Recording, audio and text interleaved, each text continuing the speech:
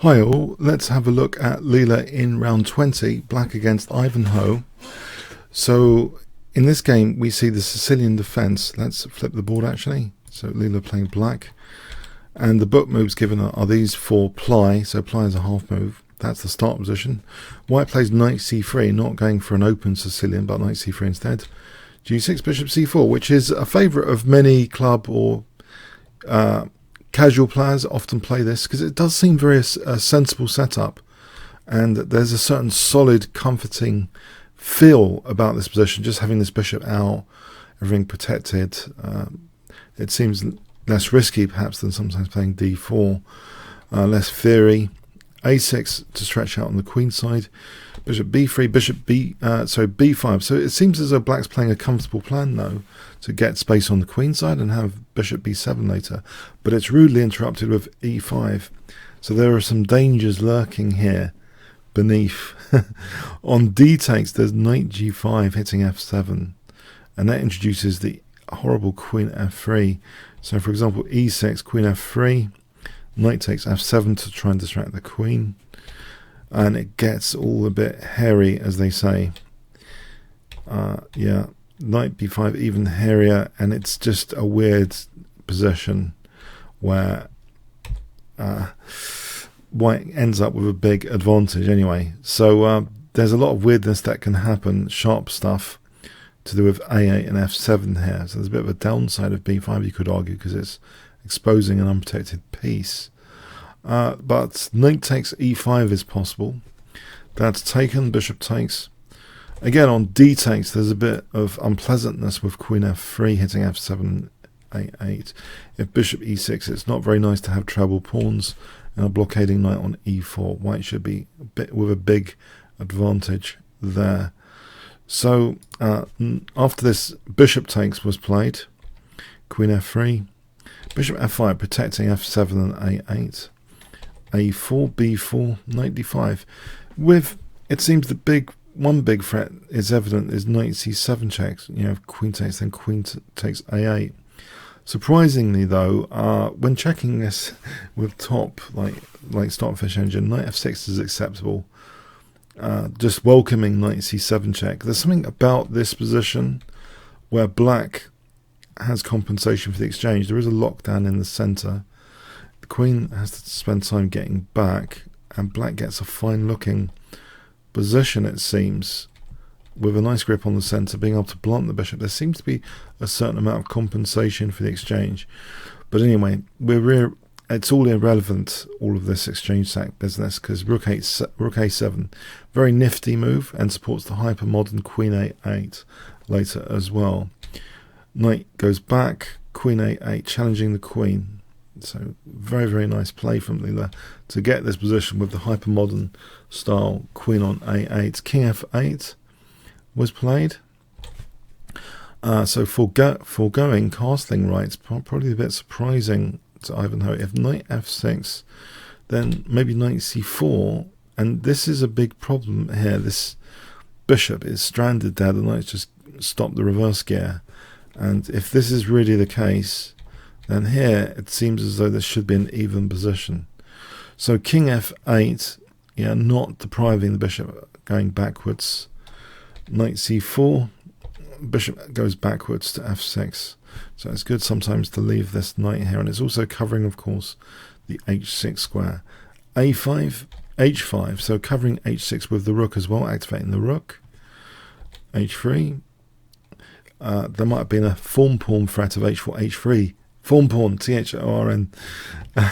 Bishop d7.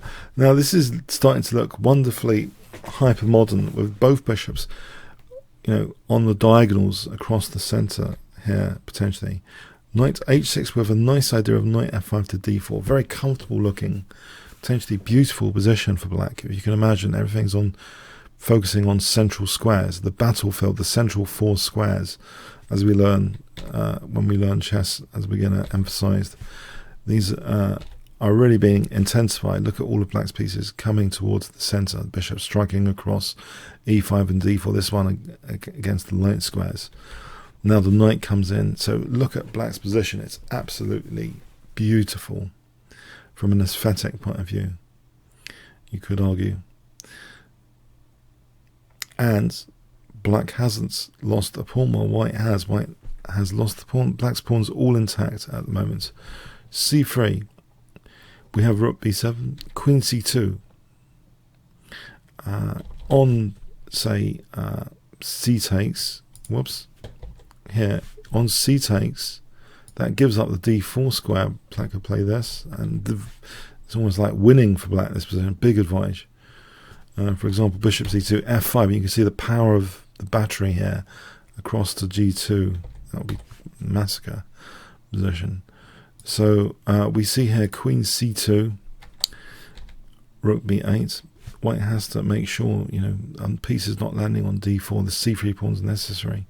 There, bishop f4, queen b7, queen d1, king g8. So it looks as though Ivanhoe's pawn sacrifice is not showing that much compensation. The compensation seems to be evaporating, so to speak.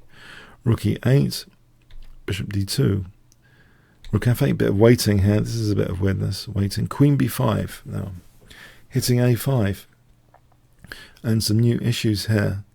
White plays knight g3. You might think, well, why not defend the pawn? Well, actually, you can see that this rook is not protecting b3 there. Bang, goes the bishop. So yeah, this is looking very unpleasant for a5 as well as b3 if rook a1. We have actually this knight g3, knight takes, bishop takes, and bishop f6 here, because actually what's happened now is also the queen is now attacking e7, so that's why there's no time at the moment to take on a5, because of queen takes e7. So bishop f6 protecting this. So what about a5 here? Bishop c4. White encourages black to take it to get the a6 pawn and some extra piece activity. But the queen goes again to this beautiful hypermodern pressure across the centre to white's king position. And now we see actually, white's in big difficulties, because also, well, that is a major difficulty with the position. We see white playing c takes b4, something which positionally one would have thought is very dodgy because of the d4 square, as well as g2. So a very tactical looking move. Bishop takes g2 is played, b takes, d takes, bishop e5, bishop takes h3, threatens mate now, queen g2. That's parried. The queen's taken off, and okay, black is still, for the moment, here, still 2 pawns up and now 1 pawn up. So is it a big deal, this ending? If you look, though, black's got the better pawn structure. It's just all one island. White's got isolated pawns, all 3 pawns isolated. b3, king g7, so the better structure, isolated queen's pawn as well. Leela doesn't mind an exchange of a pair of rooks there. The bishop reroutes. This is a nice blockade square on d5, but also first to harass the pawn is interesting. And now hitting d4 again. Going to that blockade square now, so a nice positional. But first, rook b7 to challenge the rook off the 7th rank.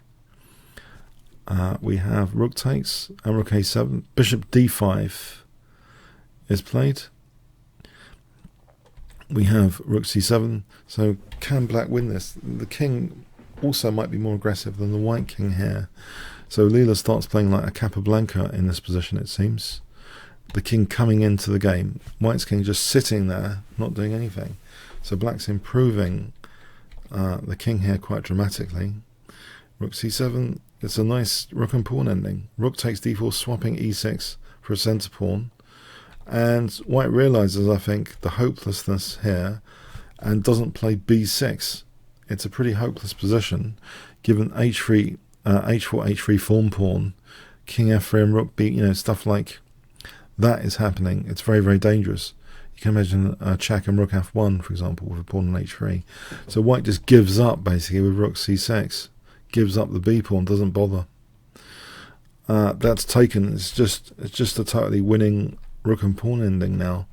So the pressure's just increased with the extra material hit until I think it was, no, it goes to here after FG. This is adjudicated. Basically, both engines think it's plus 6.5. So that has to happen for, I think, 8 ply or 4 full moves. So adjudicated as a win for Leela. So a very important win there, because time's running out to try and promote to the next division.